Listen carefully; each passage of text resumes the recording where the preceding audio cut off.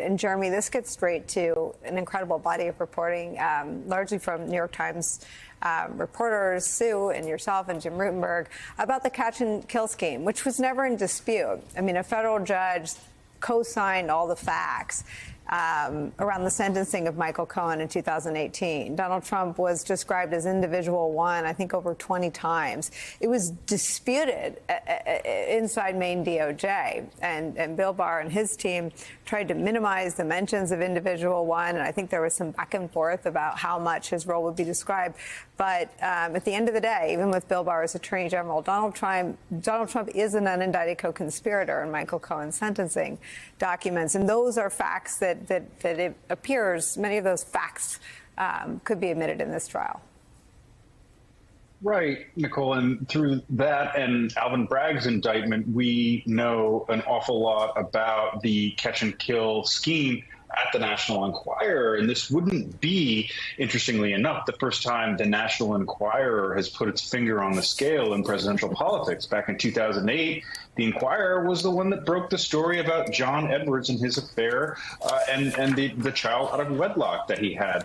And in the case of Donald Trump, of course, this is one other way that we see Donald Trump having a very transactional and symbiotic relationship with media that's very favorable to him. This is, I think, the most corrupt example of that. But you have, examples like the Enquirer printing stories that Ted Cruz's father was involved in the Kennedy assassination. And guess what? That makes its way into the 2016 campaign because Trump talks about it. Then you have the Enquirer launching, what was described in a recent New York Times Magazine piece about the Enquirer's role in 2016 as a sustained campaign to discredit Trump's political opponents, and most especially Hillary Clinton. And the Enquirer printed doctored photos that made Hillary look sicker than she really was and said that she had 6 months to live, but the only reason that she was on the campaign trail was because cruel Bill Clinton was making her do so. I mean, you really can't make this stuff up.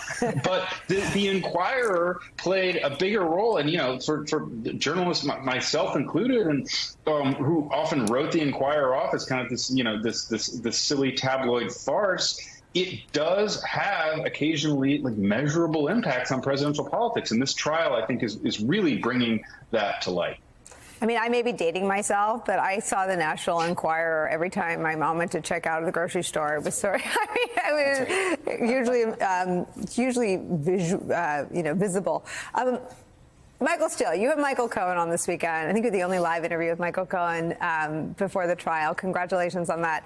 I want to show you, because I think, and I know we deal with the facts on Earth One, and there's not a lot of debate among those of us living here, but the facts are so well established. They're co-signed by a federal judge. DOJ puts their imprimatur on it in the form of Michael Cohen's sentencing memo. And Michael Cohen testified before Congress about Trump's role in overseeing the conspiracy to catch and kill stories using the National Enquirer. Michael Cohen was the cutout. Let me show you that testimony.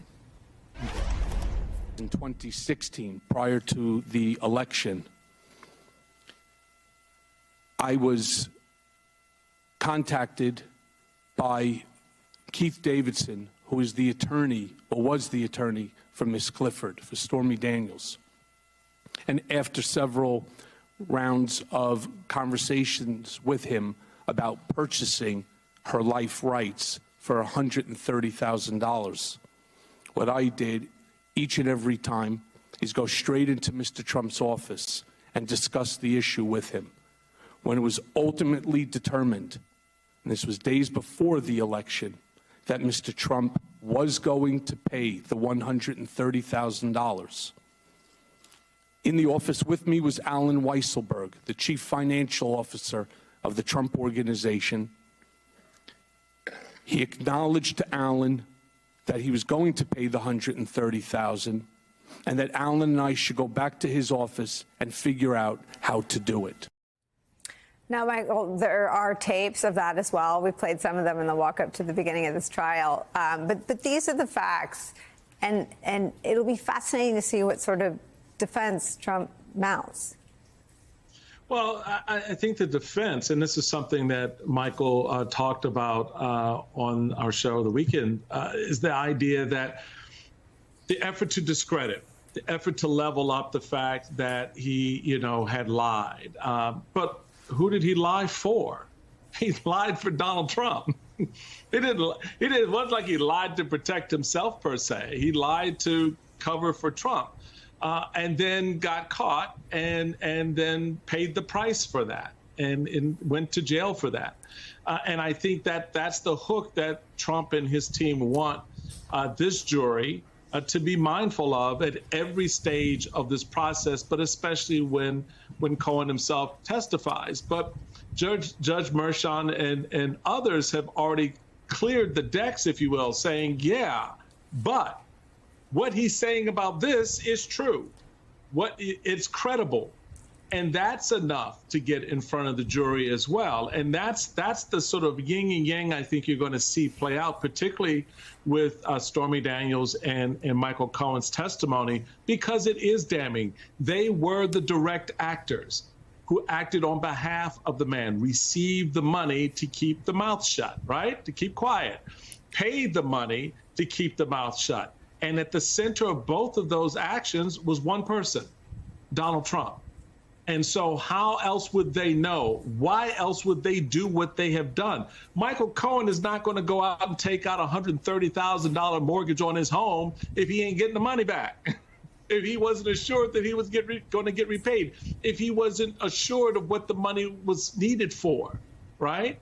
He had no interest otherwise to go out and pay for Stormy Daniels to keep quiet for his boss. His boss wanted that to happen. So these are the storylines and the narratives that are going to hit hard, along with a lot of other corroborating evidence. And that's the other piece that Donald Trump is trying to mitigate against. Because even though they know what all of that evidence is, because they've been given it, right? They know how damning it is. And they certainly know how damning it is when it's layered into the narrative the prosecution is going to play out.